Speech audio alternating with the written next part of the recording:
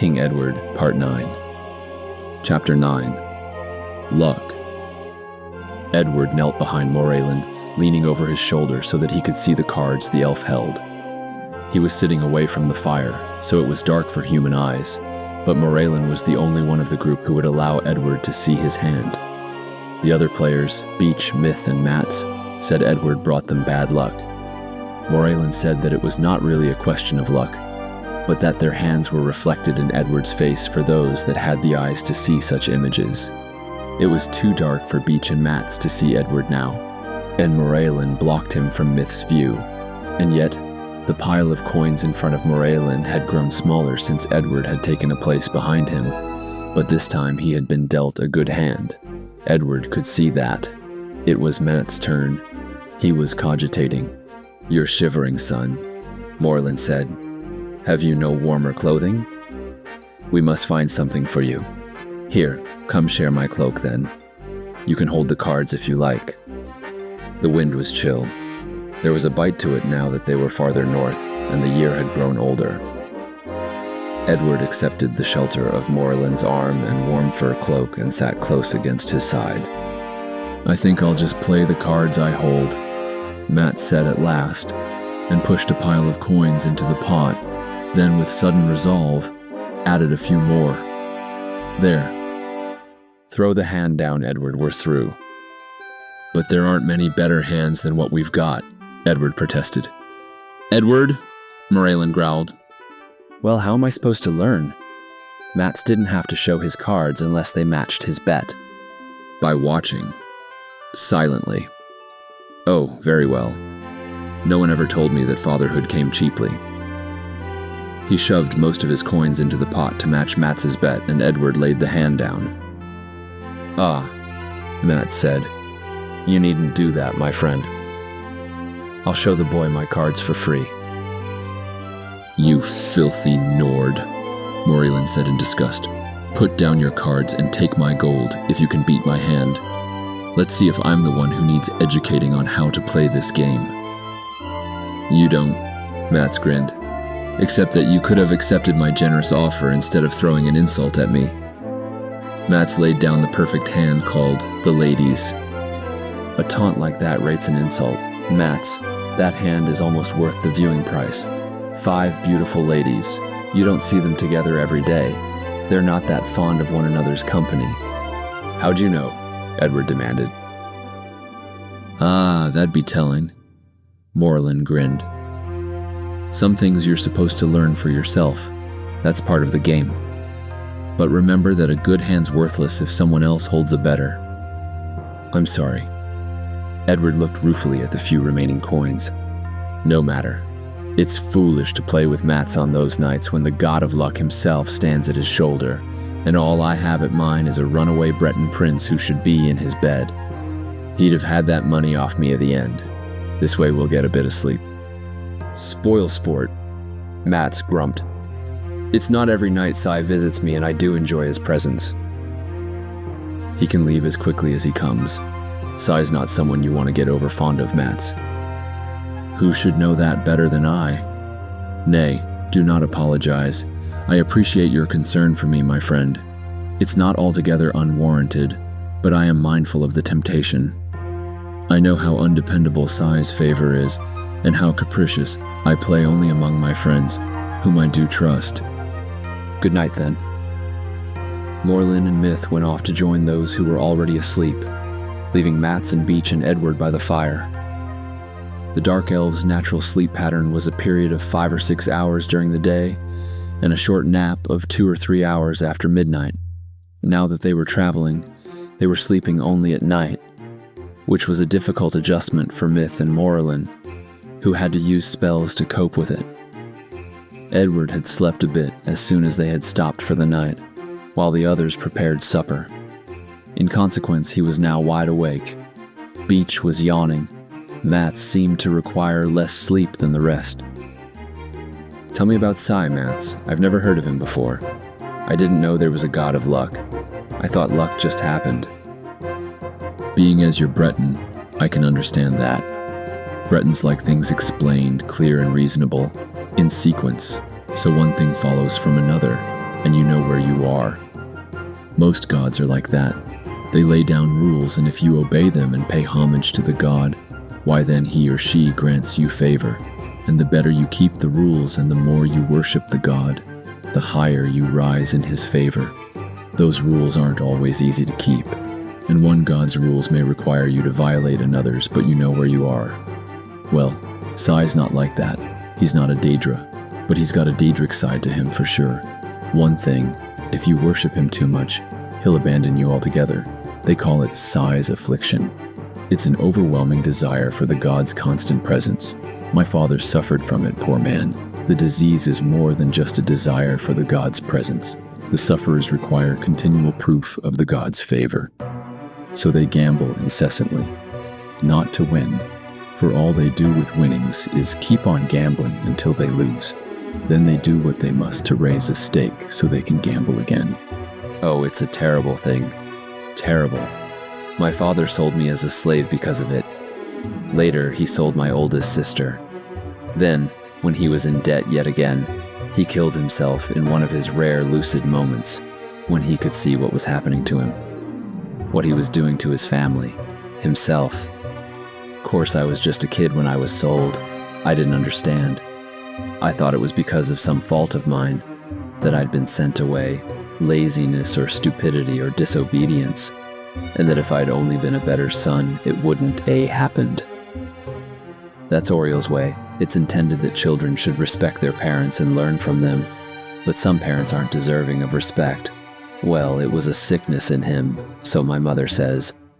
I don't know that he should be blamed for it, any more than if he had red plague or leprosy.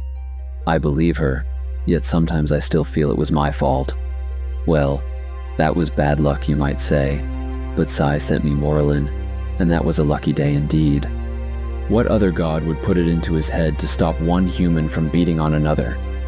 Any other elf in Tamriel would have turned away in disgust or stopped to watch and laugh at the stupid humans.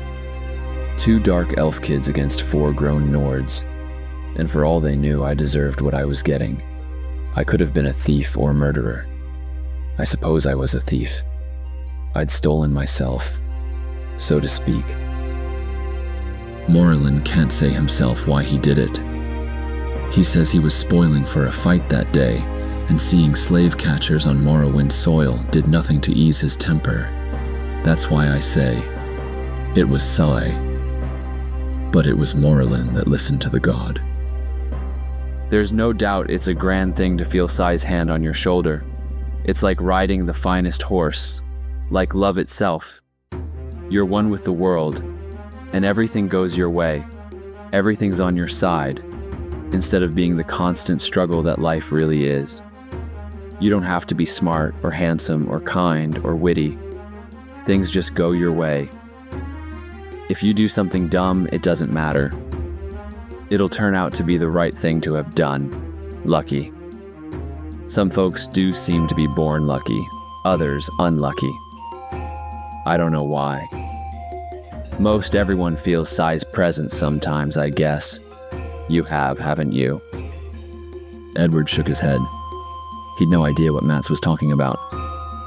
Well, it's a kind of greed, I guess, this Sai's affliction. You see, there's only so much luck to spread around. And if a few folks got it all, there'd be none left for the rest.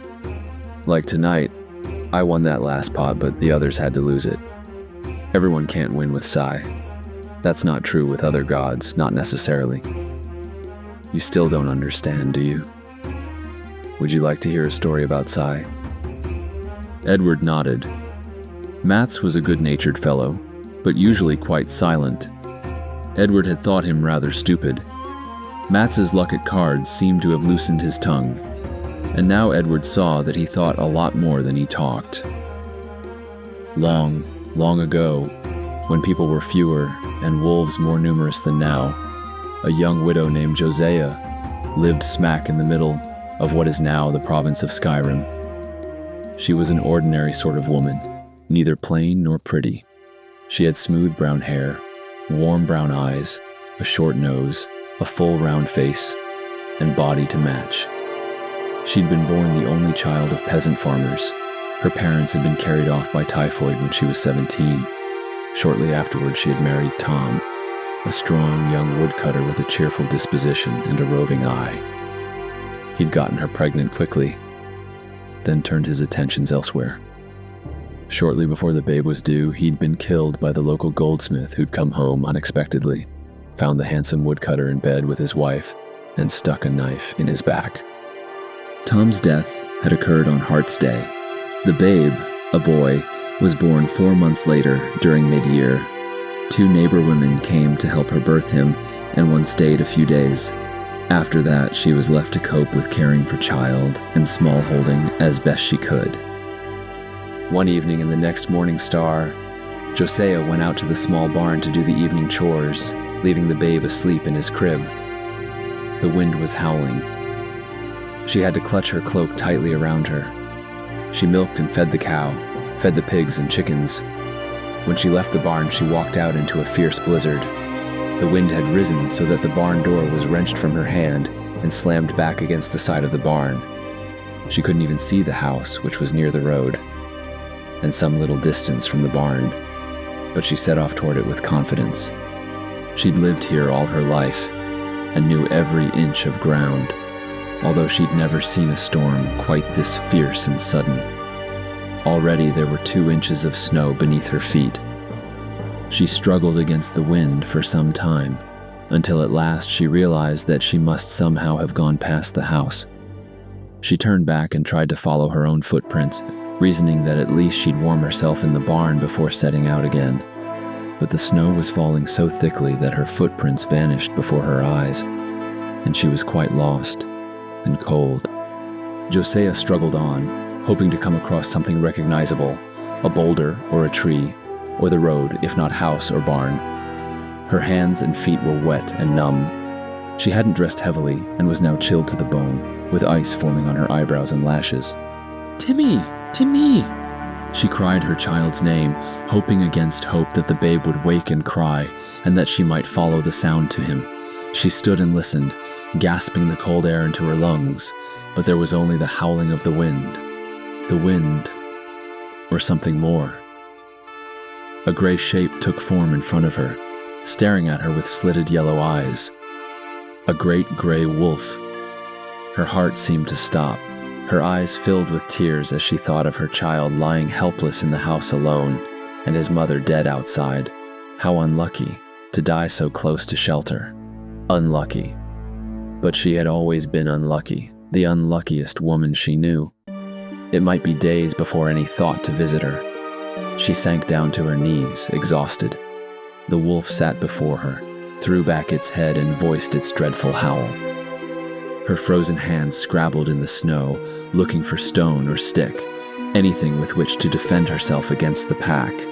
Another dark shadow appeared from the whirling white snow. She scrambled backwards in a panic. This one was also gray, but tall and 2-legged, gray-cloaked and hooded. Its gloved hand reached for the wolf's head and patted it. Her scream died in her throat. "No need to fear, lass. Will not bring you harm, nay, quite otherwise. Be you the mother of yon child?" She nodded dumbly. His voice was deep and kind, clear in the high whistling of the wind. But her eyes went to his dread companion. "No need to fear," he repeated. "My friend Grelin here will lead us back to safety, unless you indeed do wish to spend the night here." His hands reached for hers and pulled her up, and she leaned on his arm and hobbled alongside him. When at last they reached her door, he said, "I stopped here hoping for shelter from the storm.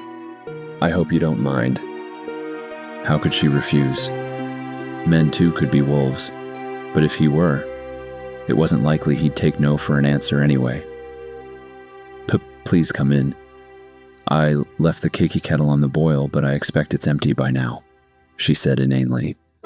I did go in when there was no response to my knock, and found the babe asleep and alone, and the kettle boiling away. I took the kettle from the fire, but left the babe be. I knew his mother would not be far, and sent Grelin to find you. Lucky for you, but then I have always brought luck to those around me. He threw back his hood, and she saw that he was tall and pale, with silver hair and eyes, but a young face. His countenance was grim, but the silver eyes were kind, and his mouth gentle. "My horse too will want shelter on this night. Have you a shed to offer him?" While he stabled his horse, she changed out of her wet clothing and fixed a bit of supper for them, soup and bread and cheese and elm root tea. As she dished it up, she apologized meekly for the meager fare. "Why, 'tis a feast compared to my efforts." He smiled, and fell to, hungrily. Grelin lay by the fire, his eyes fixed on his master, who occasionally flung him a morsel. "He ate well yesterday, luckily for your chickens, else I'd have to buy one from you." "Nay, nay," she protested. "I'm deep in your debt and glad to share anything I have with you." The babe stirred and cried then, and she picked him up, changed his wet diaper, and put him to her breast. "Where's your husband, lady?" She hesitated a moment. The thought flashed that she should not tell this stranger how alone and unprotected she was, then told him the truth. "A sad tale, truly," he said, "but he's left you a handsome child, and you seem quite comfortable here." His eyes went round the humble one-room cottage, crib and feather bed at one end, covered with a quilt of her mother's making, and stone hearth at the other, table and chairs made by her father in the middle. A ladder led to the loft where she'd slept as a child. Suddenly the simple room seemed a palace to her. They were warm and dry and well fed, and indeed what could be better? "Why, you're right, stranger. I am lucky after all. Now will you tell me something of yourself? I am less fortunate than you in some ways. I am a wanderer, and born to wanderers, a tinker by trade, though I can turn my hand to most things. I have never been married and have no children, nor have I ever had a home other than the wagon my horse pulls. I've never stayed long in one place. My parents named me Sai, but most folks call me Lucky. Lucky is what I will call you then, for you have indeed been lucky for me." He stood and stretched, and began clearing the remnants of their meal from the table. He poured water from the copper kettle into the basin, and washed and dried the dishes, something she had never seen a man do before. After the babe was fed, they played with him on the hearthrug while he told her of some of the odd and wonderful places and peoples he had met with on his journeys, and once again her life seemed very narrow and dull. After an hour or two, the babe grew tired and cranky, and she took him on her lap and sang to him until he fell asleep. She laid him in his crib and wrapped him warmly in a rabbit fur bunting. When she went back to the fire, Lucky reached for her hand and held it for a moment, without a word. Then they were in one another's arms and kissing hungrily. They shed their clothing and lay together shamelessly, enjoying each other's bodies in the flickering rosy firelight. He loved the roundness of her breasts and thighs, belly and buttocks, and said she was as juicy as an apple. His bleached, lean, muscular body and silken hair fascinated her as much. She had loved Tom and known pleasant moments with him, but nothing like she felt with this stranger. She woke in bed in the morning, to the baby's crying as usual. Lucky wasn't there, and she thought he must have been a vivid dream. Then the door opened and shut, and he was striding toward her, fully dressed, and motioning her to stay where she was. He kissed her lips, then brought the babe to her and stood watching as he suckled. What a pity that we remember not the pleasure we once knew. Yet we have pleasures still that we will remember, she said, and felt her cheeks redden at her boldness. What a wanton he must think her. Indeed, he said, and laid his cold hand against her hot cheek. The storm had stopped during the night, but the snow was deep on the road, and it was clear that it would be days before the horse could pull Lucky's small wagon along the road. That wagon was brightly painted with leaves and vines and flowers in red and blue and green and yellow. The wheels were red with yellow spokes. It had a canvas top, also painted, blue with white fleecy clouds. Josiah loved the wagon, but it sorted oddly with Lucky's quiet grayness. Lucky did small jobs for her, mending tools, hinges, and utensils.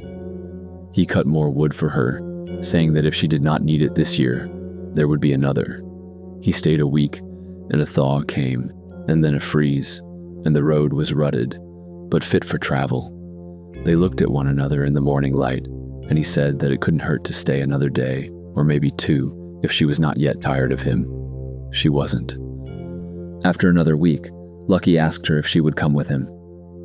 Her heart leaped at the question, but she looked around the little house where she'd spent all her life, thought of her land and village and her babe, and said, "I can't go. I've no desire to travel, and I don't want to bring my babe up as a homeless waif." Pain flashed across Lucky's pale face, but he only nodded, harnessed up his horse, and kissed her goodbye. Tears clouded her eyes and blurred the gay wagon colors. Sun's dawn passed very slowly, with rain and sleet and snow, but nothing like the storm that had brought Lucky to her. Occasionally there was a knock at her door which started her heart pounding, but always it was just a villager come to buy the dried herbs she sold. Then, on the first night of first seed, she heard the creak of a wagon and knew. She flew to the door, her face alight, and flung herself into his arms. "I can't stay," he said. "I'm just passing through." And that was all the talking they did for quite a while. Spring came, and crocuses poked their noses up through the snow. Lucky spaded up her garden. Curious neighbors came to call, but found out no more about him than she knew. She sold them eggs. Her chickens were laying very well, and dried herbs, and an elixir she made from her grandmother's recipe, which was sovereign for headache and rheumatism. They hired Lucky for odd jobs, despite their suspicion of him. Lucky continued to come and go, never saying where or when he'd be back, but he seldom stayed away more than a few days. He spoke no words of love, but loved her fiercely all the same. Josiah's round belly grew rounder, and she weaned Timmy to cow's milk. Lucky's trips became shorter and less frequent. All around the land prospered. Even the oldest could not recall a better harvest. In Hearthfire, Josiah birthed a beautiful baby girl with silver hair, but eyes of cornflower blue. Lucky held his child, and joy radiated from him, so that he seemed to burn with a white fire.